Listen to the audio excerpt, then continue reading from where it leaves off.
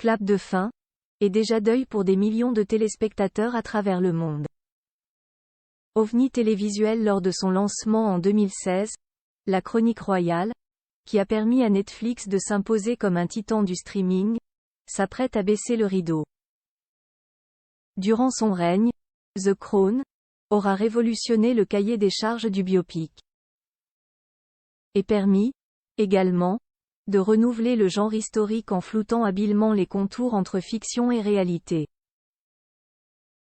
Non sans générer critiques et polémiques. Publicité abrasif, incisif, parfois partial, le feuilleton de Peter Morgan, showrunner obsédé par la famille royale, déjà scénariste du film, The Queen, a eu entre autres éclairs de génie le culot de renouveler toutes les 2 saisons sa cohorte d'acteurs, et de mêler piliers du grand écran et prodiges en herbe. Avant les présentations de sa toute jeune garde, derniers arrivant au générique, Dominic West et Olivia Williams, couple royal ONI, puis finalement révérés font le point sur ce show pas comme les autres. Paris Match. Ce nouveau chapitre est d'abord celui de la réhabilitation de Charles et de Camilla, passablement étrillés dans la série par le passé. Comment avez-vous abordé vos partitions respectives cette fois-ci? Dominic West. Quand il m'a offert le rôle, Peter Morgan m'avait prévenu. Il te faudra une saison pour te fondre dans ton personnage, et au public également pour t'accepter. Et c'est en effet ce que j'ai ressenti. Quand j'ai intégré la série, j'étais focalisé sur la gestuelle de Charles, sa présence physique. J'étais aussi très inquiet à l'idée de réduire ma prestation à une simple imitation de ce qu'il est.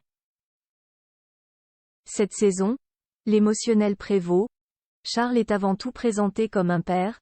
Son rôle de prince est relégué très loin en arrière-plan. J'ai pu mettre davantage de moi-même dans cette incarnation. Olivia Williams. Camilla, quant à elle, n'est plus cette étrangère que la presse accable. Elle fait désormais partie intégrante de la vie de Charles, même s'ils ne sont pas encore mariés. Elle lui apportera d'ailleurs un soutien inconditionnel lorsqu'il sera frappé de plein fouet par la mort de Diana, laquelle reste, quoi qu'il advienne, la mère de ses enfants. Cette saison s'attarde sur la gageure que représentera leur mariage. Dominique et moi nous sommes beaucoup appuyés sur leur sens de l'humour, qui est un pilier de leur relation. Les Windsor sont ici davantage présentés comme des individus ordinaires confrontés à leurs conditions humaines que comme des symboles monarchiques. Partagez-vous cet avis? DW. La fonction royale est une anomalie en soi, imposée par le pédigré de cette famille. Ces hommes et ces femmes ne se destinaient clairement pas à pareille exposition, contrairement à des politiciens ou des acteurs comme nous, dont c'est une des composantes du métier. Ce gouffre gigantesque entre représentation publique et vie privée rend la famille royale d'autant plus attachante. The Crown a toujours su brillamment dépeindre l'intime de ces individus dont, en fin de compte, on ne connaît rien. C'est ce qui fait son succès. OW. La normalité est également au cœur de cette saison, dès lors que Diana devient la proie des paparazzi, ou que ses enfants sont contraints de faire leur deuil publiquement, ce que Harry dénonce encore aujourd'hui. La série explore également ces paradoxes dans leurs moindres recoins. Dominique, comment avez-vous abordé la relation de Charles à ses fils? D. W. Je suis le père de 2 garçons. J'avais déjà eu largement l'occasion d'y réfléchir.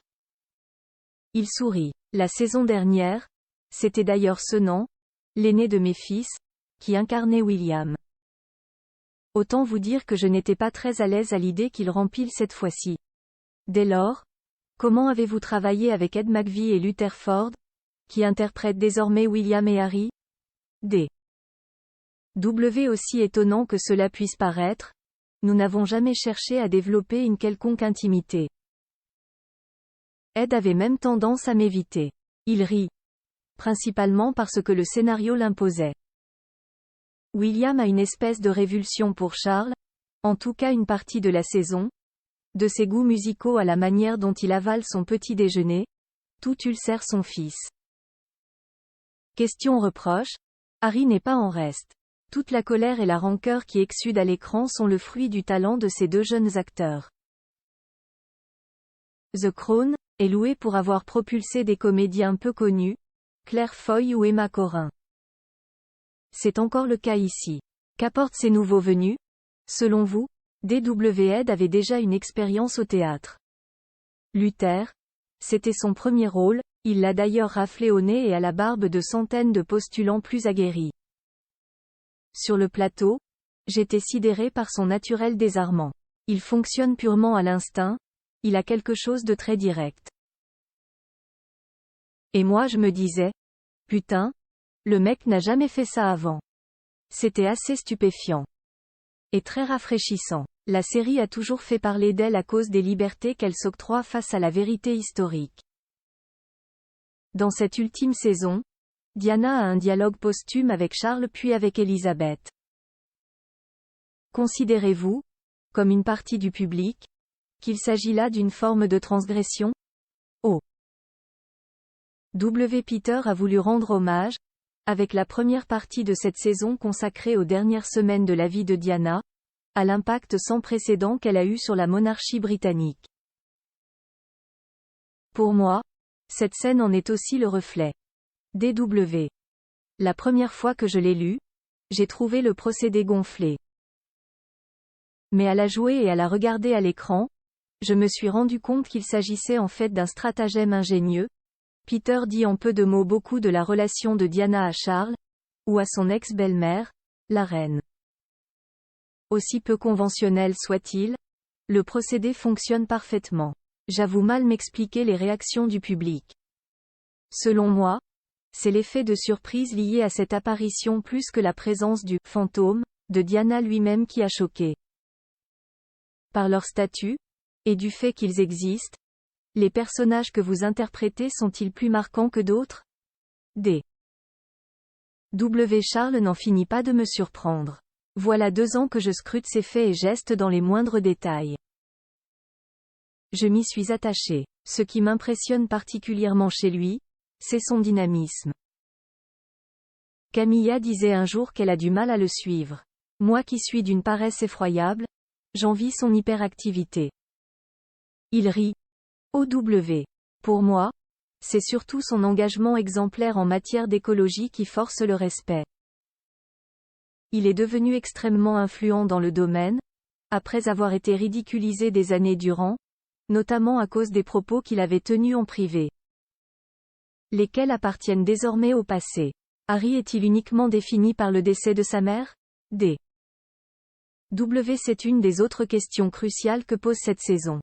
Mais je ne pense pas que ce soit le cas et je ne voudrais pas que ce soit ce qu'on croit. Son principal combat a justement été de ne pas être réduit au seul deuil de Diana. Se tournant vers Olivia. Qu'en penses-tu? OW.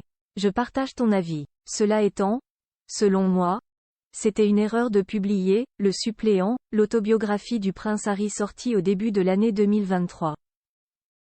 Il y a quelque chose de terriblement ironique à vouloir régler ses comptes, même avec les photographes qui ont harcelé sa mère, en portant ses griefs sur la place publique. Peter Morgan a fait de Harry un adolescent pétri de cynisme, quasiment punk, que son père veut envoyer en cure de désintoxication et qui revendique ouvertement le fait d'être le mouton noir de la famille royale. D. W. Contrairement à moi, Peter n'a pas lu « Le suppléant », on ne pourra donc pas l'accuser de s'en être inspiré pour écrire les scènes auxquelles vous faites allusion. Je suis toujours sidéré par la faculté qu'il a de « glamouriser », voire d'érotiser certains d'entre nous. Confier le rôle du Premier ministre John Major à Johnny Lee Miller, l'ex-mari d'Angelina Jolie, c'était quand même du pur génie. Il s'esclaffe. Dans le même esprit, c'était très malin de sa part de quasiment transformer Harry en petite frappe. Ça dit une vérité essentielle sur le vrai prince, qu'il est l'électron libre d'un univers très collé-monté. Le secret bien gardé de la dernière scène, le mystère plane quant à la fin de cette ultime saison. La rumeur voudrait que la toute dernière scène soit un vrai coup de maître. Est-ce le cas? Oh. W. Se tournant vers Dominic West. Tu te rappelles que nous avons interdiction d'en parler? n'est-ce pas? Je vois le staff autour de nous qui panique. Il rit. DW. Et pourquoi serais-je obligé de me taire? Olivia fait mine de défaillir. Bon. Sans tout dévoiler, Peter a pour le coup, selon moi, été influencé par les vraies funérailles d'Elizabeth. Lors du final, on voit d'ailleurs la reine discuter de ses obsèques avec son entourage. Pour une raison que je ne peux pas vous expliquer, Peter parvient à boucler la boucle à la fin de cette série. Il a une façon bien à lui d'expliquer qu'en fin de compte, The Crown n'a jamais parlé d'autre chose que d'Elizabeth II. Quitter de tels rôles n'est certainement pas chose facile. DW. Je ne vous le fais pas dire. Quand je rentre à la maison après le travail, mes mômes ne s'inclinent pas devant moi, je le vis très mal. OW. Nous avons connu des conditions de tournage sidérantes. Dans l'une des premières scènes de la saison 5, on me voit faire la vaisselle depuis un cottage, filmé par une armée de drones qui avait traversé des kilomètres de champs avant d'arriver à ma fenêtre. Le résultat a d'ailleurs marqué les esprits. La série nous a terriblement gâtés, dans tous les sens du terme. J'ai énormément de mal à ne plus me déplacer en Rolls-Royce. Elle rit.